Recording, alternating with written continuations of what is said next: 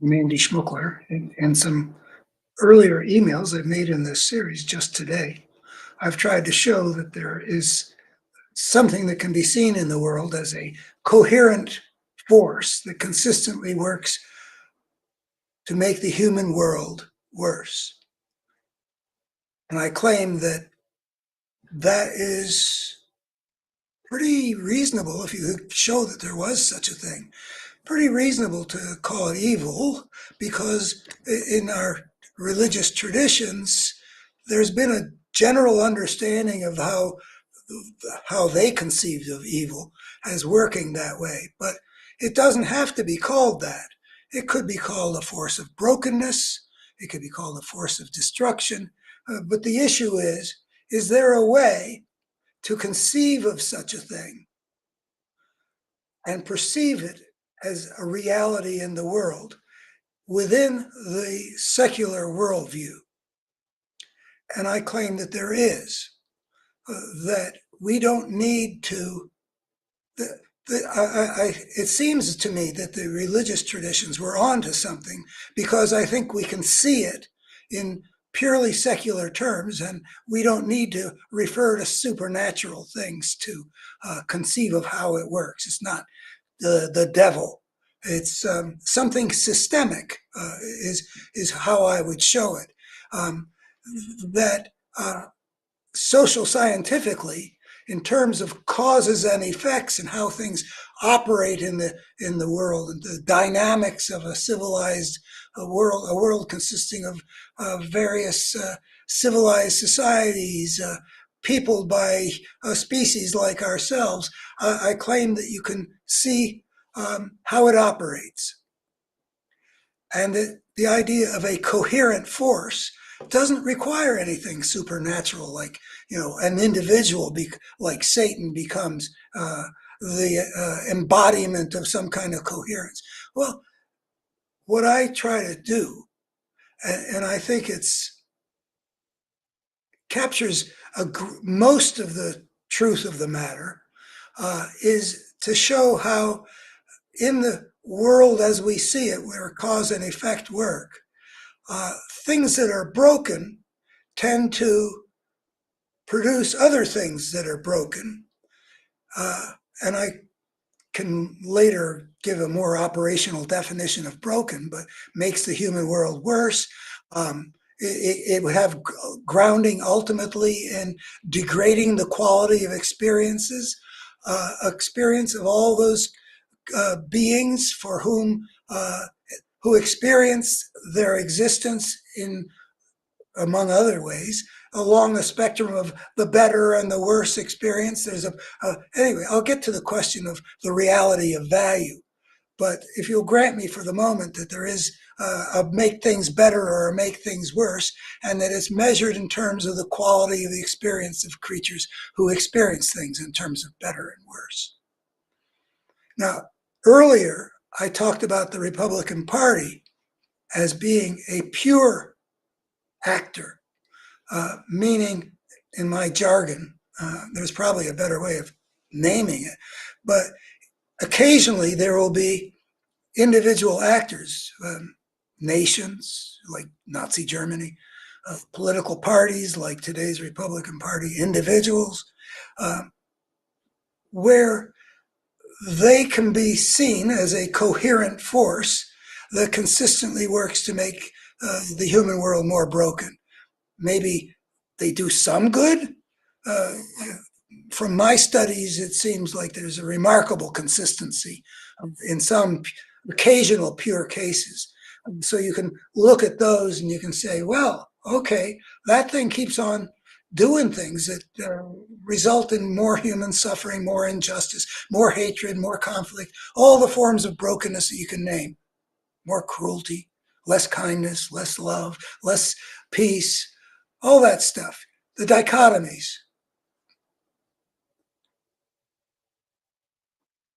But in addition to the pure case, which is how I got into it, I saw this in 2004, actually, though I've been working on the question of evil since, their mid-70s in a social scientific way. But that's a bit of another story.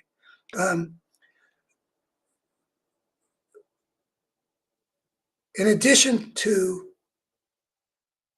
the pure case, there are the networks that connect causes and effects. So for each broken thing you see in the world, like the greed of the Koch brothers or something like that, what is it that produced that? And I've never, I'm not going to say that I've got a statistical study or a demonstration, but studying causes and effects in the human world for, half a century plus, I think that I can say that overwhelmingly, when you try to explain how did this brokenness occur, you look for causes that are themselves forms of brokenness. So that, for example, you look at somebody who's traumatized, which is a form of brokenness, and you say, well, how did they get traumatized? And you can look at either some child rearing practices or post-traumatic stress syndrome out of as one of the byproducts of warfare. Brokenness begets brokenness is the point. And I've looked at this a bunch, and I don't have a sense of, is that 95% true? It's probably less than 100% true, but it's so true that I think you can say that one thing that you look at, how did this hatred between these two individuals or these two ethnic groups arise? You would find brokenness there. And then you ask for each form of brokenness, Koch brothers, for example.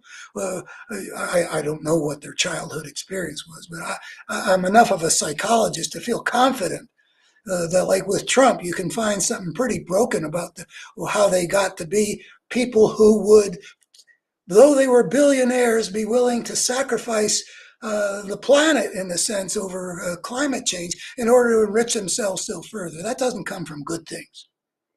And then what are the consequences? Well, the consequences in the case of the Koch brothers is they did an extraordinary amount of damage. I don't think anybody in American history lacking essentially official power from the state has had nearly the kind of impact on society. I've studied the robber barons some, but I'm not aware of anybody and it's not just because they were rich, they were smart about how to do it. And as a result of their brokenness and manifested as greed, they did a lot of damage to American democracy and to policies in America. Brokenness begets brokenness. This thing is the product of brokenness, and this thing, a form of brokenness, produces more brokenness in the world. That's how it looks to me. And I'm pretty sure it's mostly true. And to the extent to which it's true, which I think is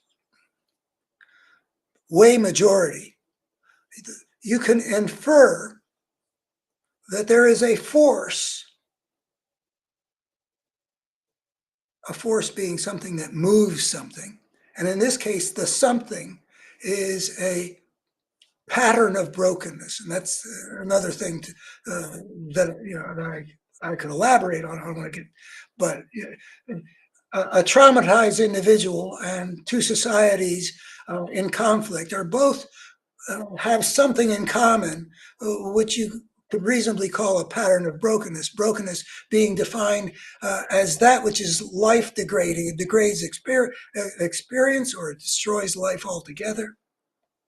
So a pattern of brokenness is getting moved through the human world over time. And that's what a force is. In physics, F equals ma. The force is what moves the mass through the world. And in this case, it's over time. The fact that there's this pattern of brokenness, you can see moving generation after generation, century after century, even millennium after millennium. This pattern of brokenness, as brokenness begets brokenness, is being moved through the human world, and you can infer the existence of a force. All you need, and I'm not going to do that in this particular video, but maybe the next one. If you have an original impetus that puts brokenness into the system, and that's what that book back there, The Parable of Tribes, that I wrote, Problem of Power and Social Evolution. I claim that any species that steps across the path out of the niche in which it evolved biologically onto the path of civilization by inventing its own way of life will inevitably give an impetus of brokenness into the human world. I'll get into that.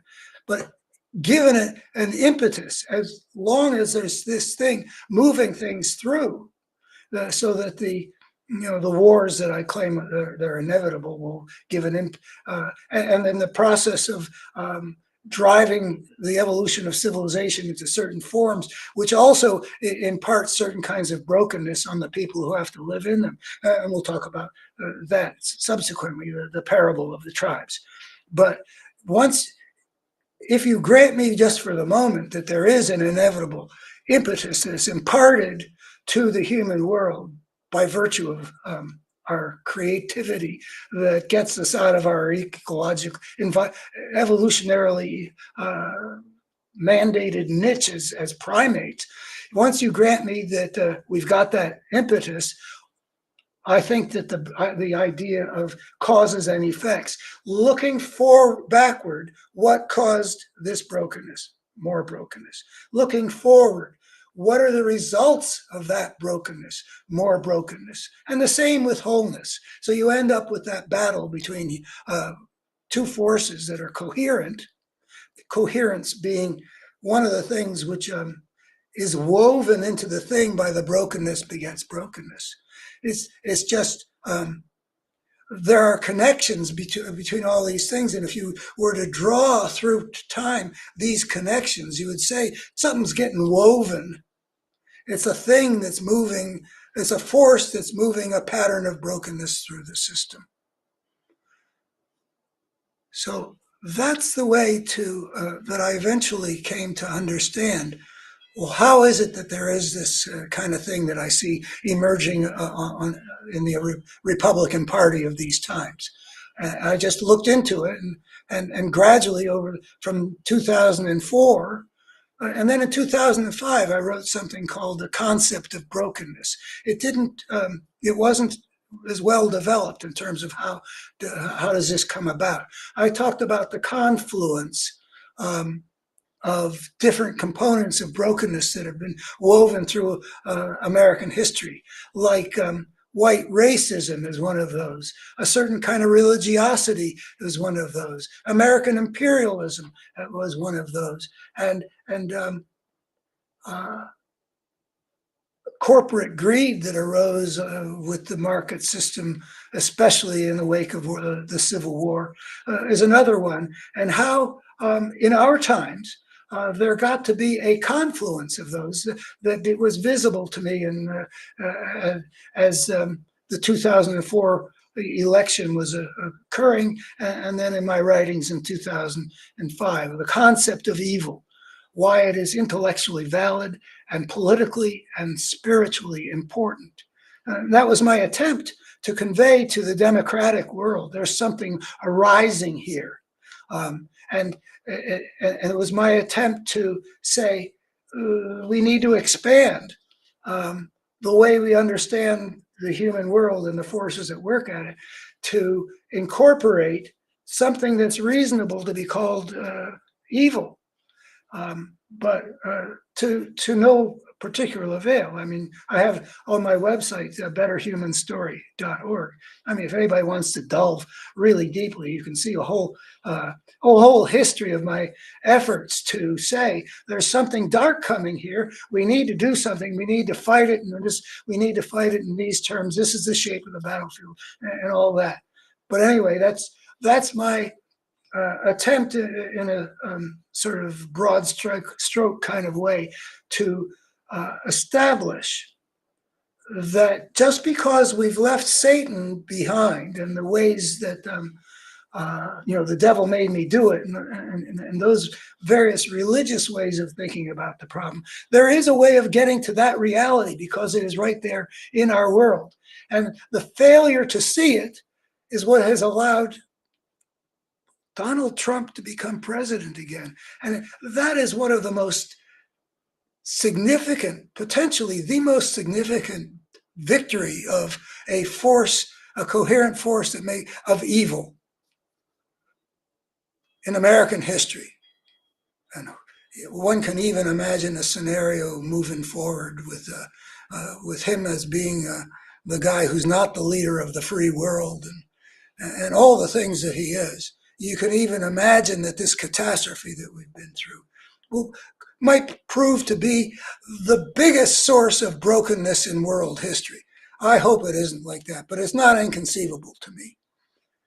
I mean, it's important that those of us who are in favor of all the good things that Donald Trump attacks, all the democratic things in face of his fascism, for one way of looking at it, all of us should understand what we're up against and fight it accordingly. So that's one of the reasons why I think that my better human story, which I'm slowly unfolding here through this idea of a profoundly teachable moment, that's one of the ways in which I feel a conviction that there are good ways of understanding the forces at work in the human world that really do capture a significant amount of the truth, that are built with logic and evidence in ways that substantially can hold the water that I'm claiming, that they can have a beneficial effect on our future. Now, I don't know what the future of America is. We have really had a huge setback. But I'm also concerned about the future of human civilization because I consider it a toss-up whether we're going to get our act together in such a way as would be required to be able to have a human civilization thriving on this planet for the long haul, or whether we're going to destroy ourselves. I see both possibilities. I don't think it's going to be very many generations before we either do the one or suffer the other. And I do believe that this better human story points the way toward understanding essentially what the challenges are. I hope it's not too late to save American democracy. I do think there are ways of continuing to fight, but boy, it sure would have been better to win this battle rather than having to fight against the guy who will be sworn in on January 20th, making an oath to protect and defend the Constitution that we know he's going to break. He already broke it, the one he took before. But in any event, in addition to America's future, there's a human future at stake. So I'll be back to talk about more about how, and this gets really to a very foundational level. To understand the human story, you got to understand that the step that our species took in the last 10 or 12,000 years, the first species on this planet in 3.5 billion years of the evolution of life on Earth, to step out of its biological niche by inventing its own way of life, that unleashed a force, inevitably, unwittingly, something we didn't choose, but it turned out we could not avoid. And so we've been dealing with a real serious, difficult challenge as a side effect of our inventiveness, which allowed us to change the rules, eventually gardening and herding, leading to agriculture, and all the things that have unfolded on this planet with this new kind of living organism that isn't shaped by natural selection, but as a result of a social evolutionary process, which is in tension with much of what life itself has been about, and which we need to bring into better alignment. We could have done that by winning this election. We could have advanced that cause, and we didn't do it. And I'm hoping that this is a profoundly teachable moment. My whole life for the last 54 years has been devoted to trying to show something about all this. And I haven't been all that successful, though. That book made something of a splash, but Anyway, I'll get to the ideas of the parable of the tribes. They'll show that it is inevitable that if a species breaks out of onto the path of civilization, it will have something that is reasonable to call a battle between good and evil, or between a constructive force and a destructive force. It's inevitable because of the nature of the systemic dynamics, that a systemic force of that kind will emerge. And as a result of that, the human history has had so much ugliness. So I'll get to those things shortly. If you're interested, please check the previous videos that I've been making today. I'm trying to unfold it in a kind of improvisational way. I don't necessarily know where I'm going. And I repeatedly say, if you want to see me lay it out in a very systematic way, I do that in my writing. And my writings are on a better human story.